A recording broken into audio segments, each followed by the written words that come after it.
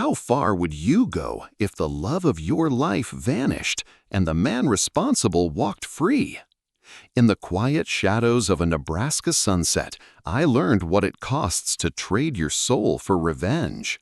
My name's Jake Callahan, and this isn't just a story. This is my confession. I used to believe in things like hard work, a man's word, and the quiet peace of a Nebraska sunset painting the cornfields gold. Sarah was my peace.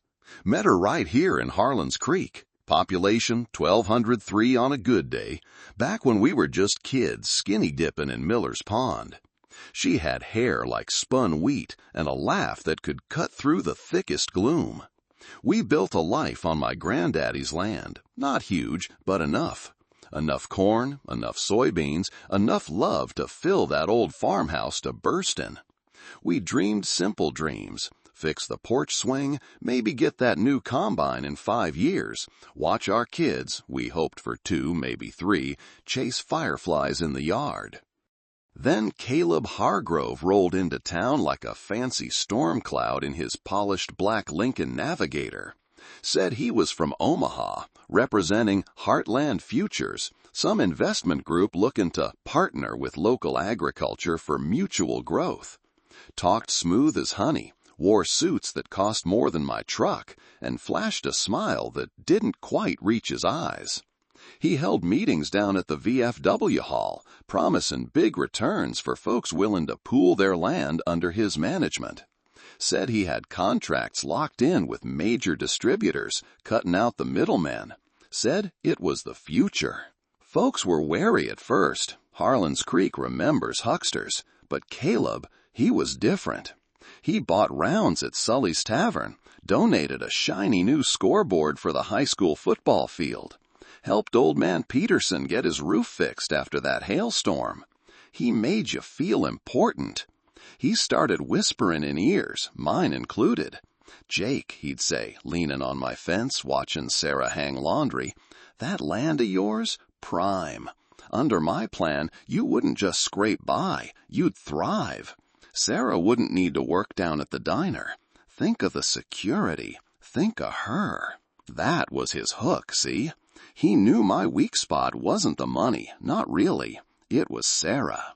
Her working double shifts at May's Diner, coming home bone-tired, her hands red and chapped. It ate at me. I wanted better for her. Caleb painted pictures of vacations, a new house, security. He made my dream of giving Sarah an easier life feel possible, tangible. He leveraged my love against me. So I signed. So did half the county. We pooled our acres, our livelihoods, into Heartland Futures. Caleb set up an office above the hardware store. For a year, things seemed okay. The checks came, smaller than the pie-in-the-sky promises, but steady. Caleb was always around, always reassuring. Then the delays started, checks arriving late. Caleb blamed market fluctuations, logistical hiccups. He asked for patience, for trust. He looked you dead in the eye, hand on your shoulder, and swore it was just a temporary rough patch. "We're family in this, Jake," he'd say. "Gotta stick together." The worry lines deepened on Sarah's face. We started dipping into savings meant for taxes. I took on extra work hauling grain for other farmers, leaving Sarah alone more. The stress was a constant hum in our house. One crisp October afternoon, I came home early from a haul. Found Sarah sitting at the kitchen table, the surface covered in papers, bank statements, Heartland Futures contracts, scribbled notes. Her face was pale. "Jake," she said, her voice thin, "something ain't right. These numbers, they don't add up, not even close. And look here." She pointed a trembling finger at a clause buried in the dense legalese. "It says Heartland can leverage our land as collateral for their loans without our specific consent for each instance. Jake, if they default." The floor dropped out from under me. I grabbed the papers, my eyes scanning the tiny print she'd circled. She was right. It was worse than right. It was a trap. Caleb hadn't just mismanaged, he'd deliberately set us up to take the fall. All our land, everything generations had worked for, was potentially on the line for his debts. Rage, cold and sharp, flooded me. I stormed out, jumped in my pickup, and tore down the gravel road towards town. My hands were white-knuckled on the wheel. I burst into Caleb's office. He was on the phone, laughing, his feet propped on his fancy desk. He saw me, saw the look on his face, and his smile vanished. "Jake, what's—" I slammed the contract pages down on his desk. "Explain this, Caleb. Explain how you sold us down the river. Explain how our land pays for your mistakes." He paled, then tried the charm. Jake, settle down. It's standard industry practice. Just a formality. Protects the company, which protects you in the long run. Protect us? I roared. It signs our death warrant. Sarah found it. Sarah saw through your bullshit. Something shifted in Caleb's eyes. The mask slipped completely. The friendly neighbor vanished, replaced by something cold and calculating. "Sarah needs to be careful, Jake," he said, his voice dropping, losing all its folksy warmth. "Sticking her nose where it doesn't belong, that can be dangerous. For everyone." It wasn't just a threat, it was a promise. Ice water replaced the fire in my veins. I lunged across the desk, grabbing his silk tie. "You touch her, Hargrove, I swear to God!" He shoved me back, surprisingly strong. "Get out, Callahan, before you do something stupid your little farm wife will regret." Two men I hadn't noticed lurking near the door stepped forward. Muscle. Hired muscle. I left, shaking with fury and a terror colder than anything I'd ever known. I drove home like a madman, gravel flying. I had to get to Sarah. I had to warn her. I had to protect her. I found the house empty. A cold cup of coffee sat on the table beside the spread-out contracts. Her car was still in the drive. "Sarah!" I called, my voice echoing in the sudden, terrible silence. I checked the barn, the garden. Nothing. Panic clawed its way up my throat. Then I saw it. A single high-heeled shoe lying on its side near the back porch steps. Sarah's favorite pair. The heel was snapped clean off. The sheriff, Bill Henderson, a decent man, but slow and burdened by procedure, arrived with a deputy. They searched, they asked questions.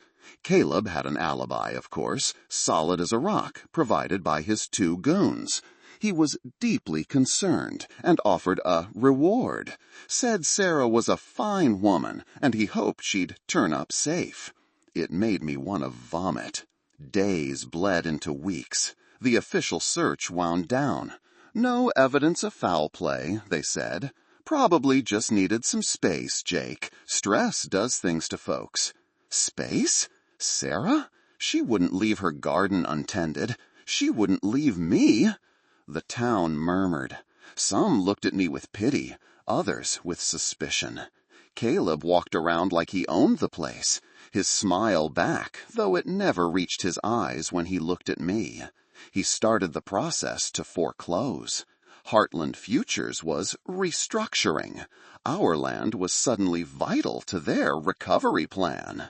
I knew, deep in my gut, in the marrow of my bones, I knew Caleb had taken her. That threat in his office wasn't idle. Sarah had uncovered his scheme, and he'd silenced her. The law couldn't touch him.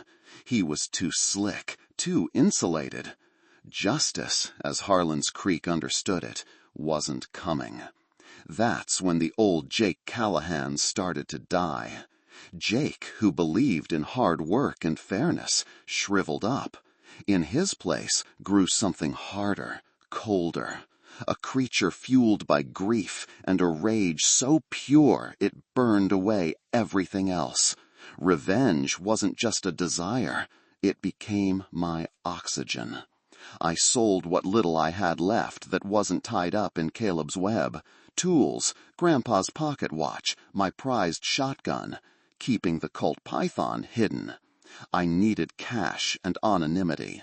I moved into a run-down trailer on the far edge of my own land, a place Caleb wouldn't bother looking. I became a ghost in my own town. During the day, I took the most back-breaking jobs I could find, cleaning out septic tanks, scraping roadkill, anything cash under the table, anything that kept me moving, kept the fury focused. At night, I hunted Caleb. Not physically, not yet. Information was my weapon first. I became a shadow. I learned Caleb's routines, his Tuesday night poker game at the abandoned Miller place, his Thursday business trips to Omaha that always involved a cheap motel off I-80 and a bottle blonde who wasn't his wife. I watched his goons, Lenny, built like a fridge, and Ray, with weasel eyes and a nervous twitch. I noted their habits, their weaknesses. I needed leverage. Caleb was careful but arrogant. He thought he'd won. He thought I was broken. He underestimated the quiet fury of a man who's lost everything. I remembered Sarah meticulously going through those papers. She'd hidden something, I was sure of it. One freezing night, weeks after she vanished, I broke into the locked filing cabinet in Caleb's office. Took me hours, moving like smoke. Inside, beneath false financials, I found it. A ledger. Not digital, but handwritten. Caleb's own private accounting. Names, dates, amounts siphoned off, fake invoices, shell companies. And notations. Crude, chilling notations. Payments to L&R for site cleanup. Dates that matched Sarah's disappearance. Coordinates. Grid marks near the old Silver Creek quarry, miles from anywhere. The quarry. A place kids were told to stay away from. Deep, flooded pits left over from decades ago. My hands shook so badly I could barely hold the ledger. This was it. Proof. Not just of the fraud, but of what he'd done to Sarah. But proof for who? The sheriff? Caleb owned half the county council now. This ledger would disappear, and so would I. No, legal justice was a dead end. My justice would be final.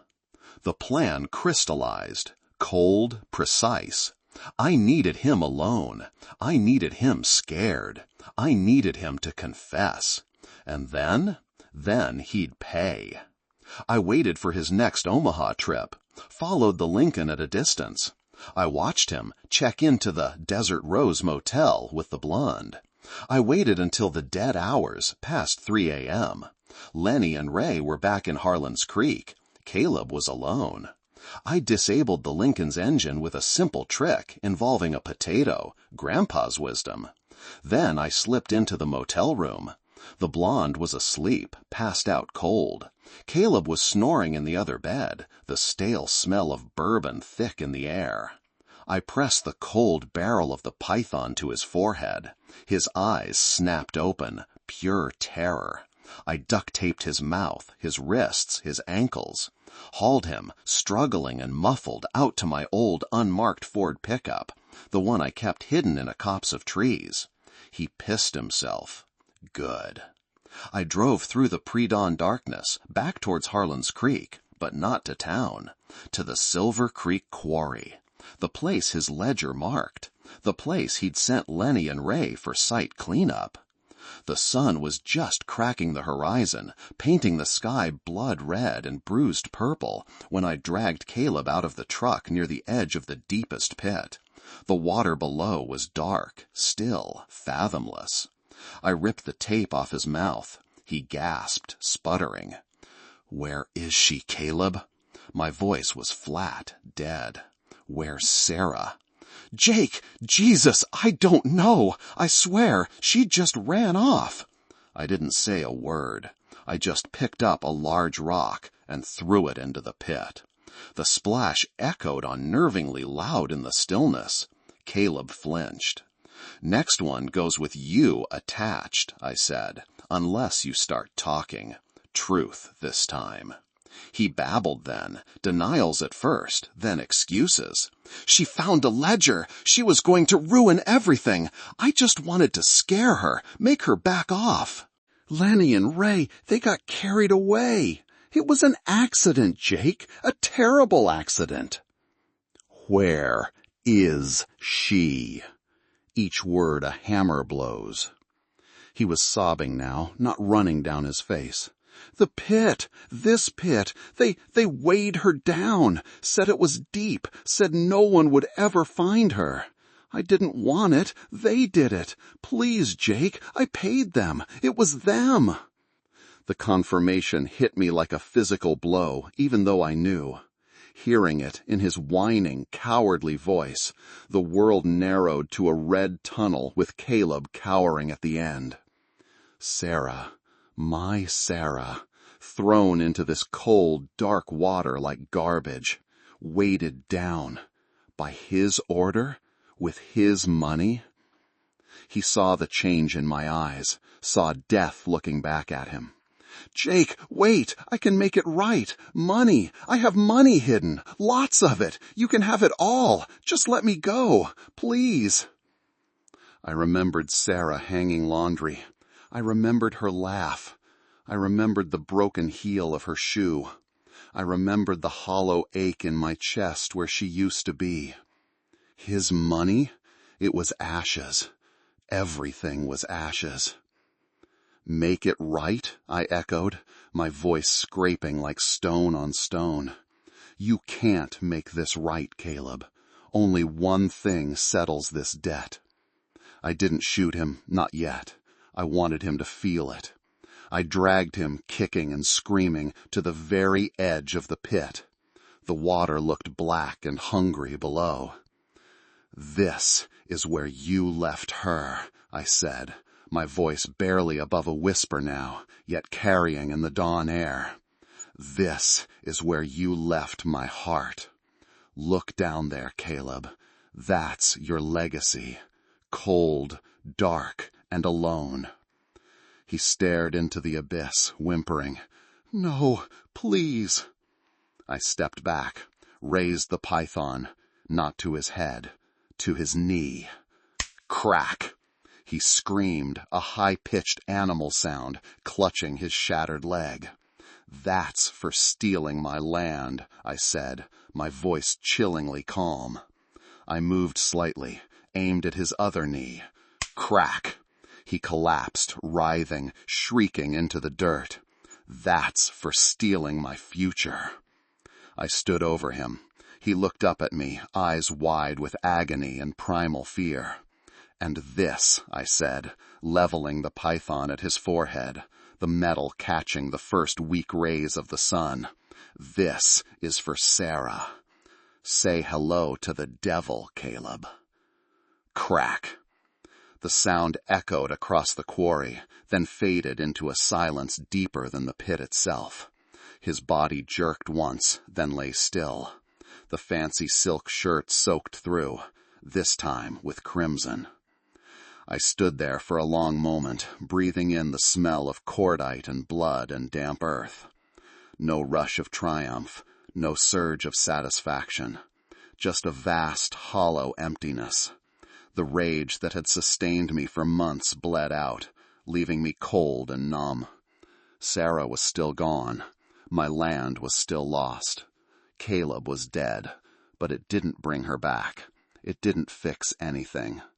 Revenge isn't a meal, it's a poison. You swallow it hoping it kills your enemy, but it just hollows you out instead. I didn't bother hiding the body. Let them find him. Let them know. I took the ledger from my truck. I walked a few yards away from Caleb's corpse and built a small fire.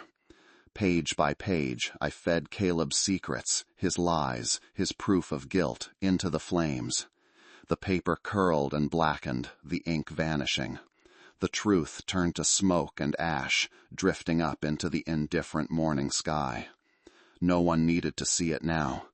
Justice, my kind of justice, was already served. Cold, final.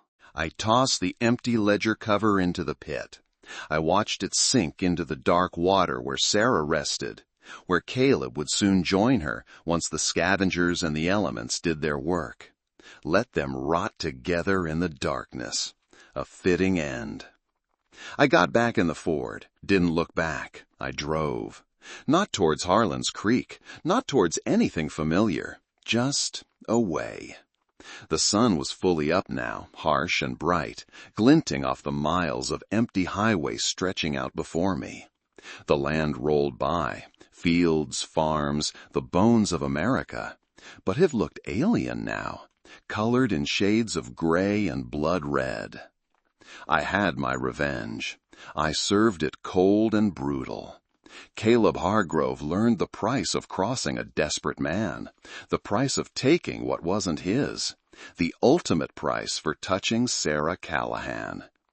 But sitting in that rattling truck cab, the taste of gunpowder and something sour on my tongue, I knew the real cost. The farm was gone. My old life was gone. Sarah was gone. And the man I used to be, he died the moment I pulled that trigger. All that was left was the hollow echo of the shot, the smell of blood on my hands, and the endless, empty road ahead. Revenge fills the hole for a second, maybe. Then you realize the hole was always there, and you just made it deeper. You win, but you lose everything else. You get your pound of flesh, but the taste is just ashes. If you enjoyed this story, please give it a like, subscribe for more, and share it with someone who'd appreciate it. Thanks for watching.